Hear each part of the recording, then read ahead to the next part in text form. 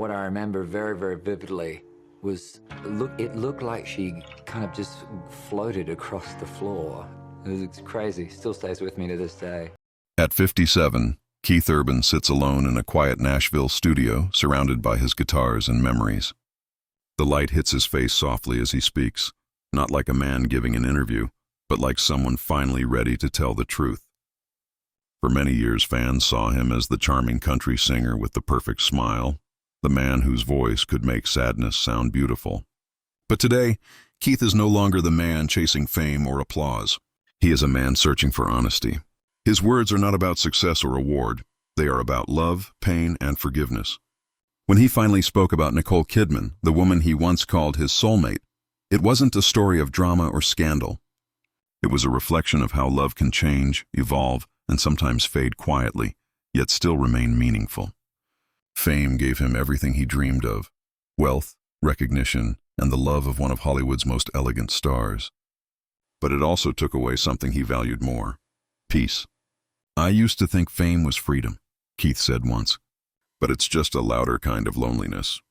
In that single sentence, he summed up the truth behind his journey, a man who had everything, yet still felt incomplete. Keith Lionel Urban was born in New Zealand in 1967 and grew up in the small town of Caboolture, Australia. His childhood was simple but filled with music. His parents, Robert and Marianne, were hard-working people who believed in dreams, even when life wasn't easy. From a young age, Keith was fascinated by the sounds of country legends like Don Williams, Glenn Campbell, and Merle Haggard. Those songs were more than melodies to him. They were stories of struggle and hope, lessons wrapped in sound. At 6, he picked up his first guitar. His father told him, "If you want people to listen, make them feel something." Keith took those words seriously. He practiced until his fingers blistered, learning how to make even broken strings sing.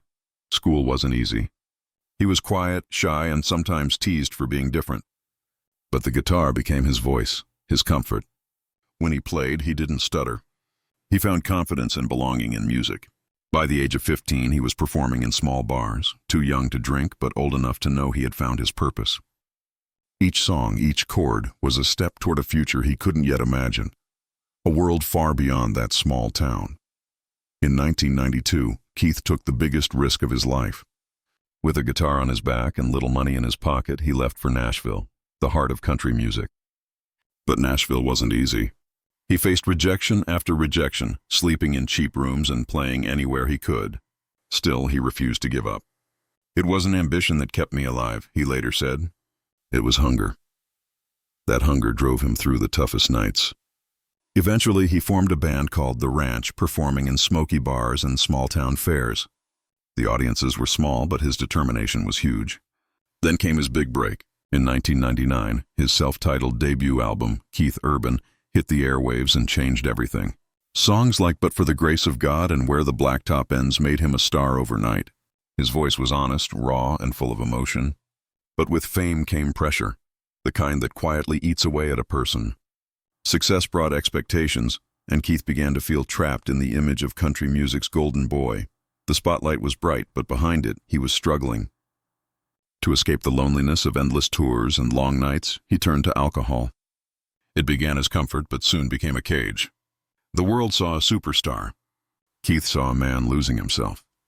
In 2005, fate brought Keith Urban and Nicole Kidman together at a charity event in Los Angeles. Nicole, already an Oscar-winning actress, carried herself with grace and quiet sadness. Keith approached her nervously, and what began as a simple conversation turned into something life-changing. "She didn't see the fame," Keith said later. "She saw the man underneath." Their connection was instant and deep. Both had known the emptiness that comes with fame, the applause that feels hollow when the lights go out. When they married in 2006 in Sydney, it felt like the world had witnessed a modern fairy tale. Two stars, from different worlds, finding comfort in each other's arms. For a while, they seemed unstoppable. Keith's music soared with albums like Love, Pain, and The Whole Crazy Thing, while Nicole balanced her Hollywood career with motherhood. Together, they welcomed two daughters, Sunday Rose and Faith Margaret. To fans, they were perfect, but behind that perfection, cracks began to form. Keith was still fighting his inner battles, and the pressures of fame and family began to weigh on both of them. Then just months after their wedding, headlines shocked the world. Keith Urban enters rehab. But instead of running, Nicole stayed. When asked why, she said simply, "Because love doesn't run." That moment defined the strength of their bond. Keith's time in rehab was the turning point of his life. He didn't just fight addiction. He fought the image of himself that fame had created. For years he had tried to be the man the world adored. Confident, charming, flawless. But in truth he was exhausted. Nicole's love didn't just save his career. It saved his soul. "She believed in me when I didn't believe in myself," he later said. Their love became his anchor, but the battle for peace was far from over. When he returned to music, his songs changed. They became gentler, more honest, less about being a star and more about being human. He started to write about grace, faith, and forgiveness. But fame doesn't easily let go. The endless tours, red carpets, and distance began to wear them down again. They were two people trying to hold on to love while standing in a hurricane. In interviews, Keith spoke softly about balance, about learning to be a husband and father first. Nicole, graceful as ever, spoke of patience and faith. For years, they fought to keep the noise of fame from drowning their love. But sometimes love evolves. It doesn't always end.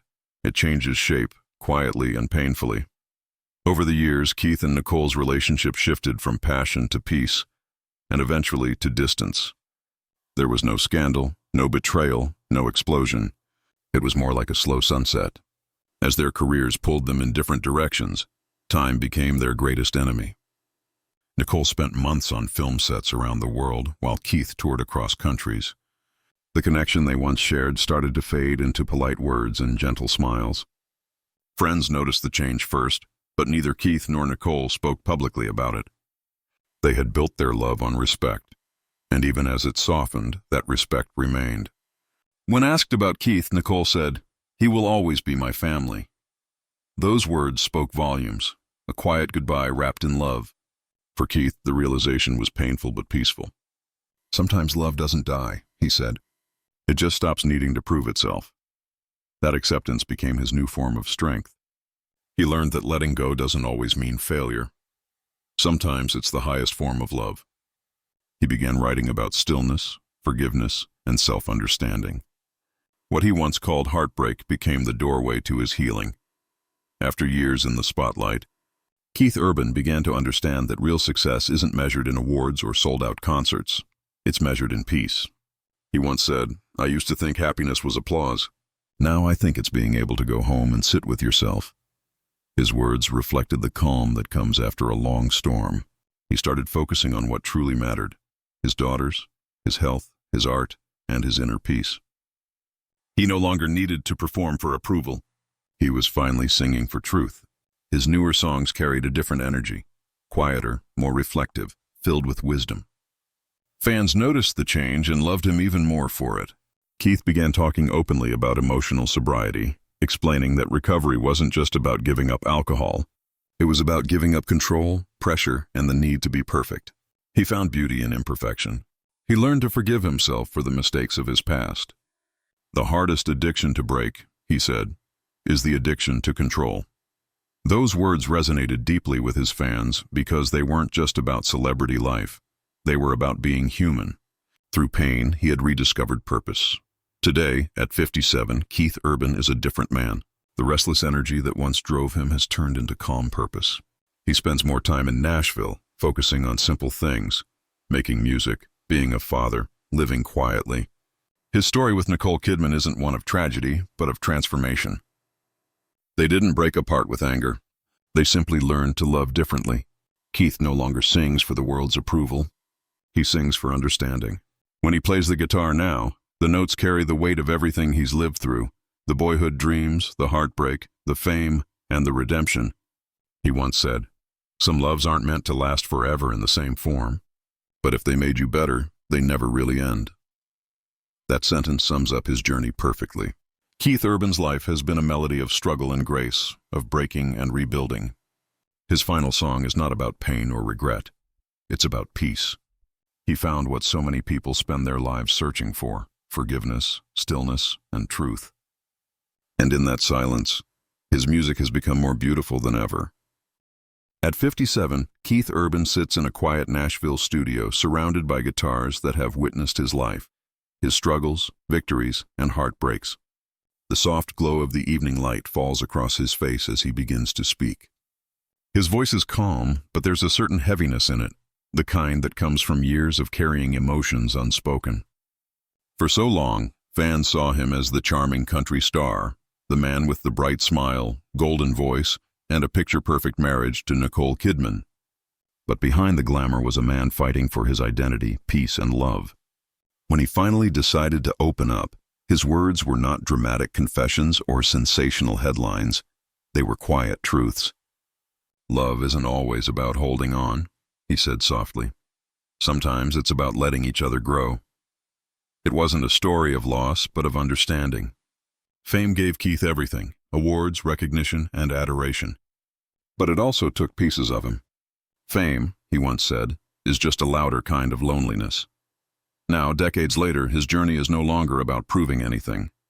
It's about peace, acceptance, and gratitude for the woman who helped him find both, Nicole Kidman.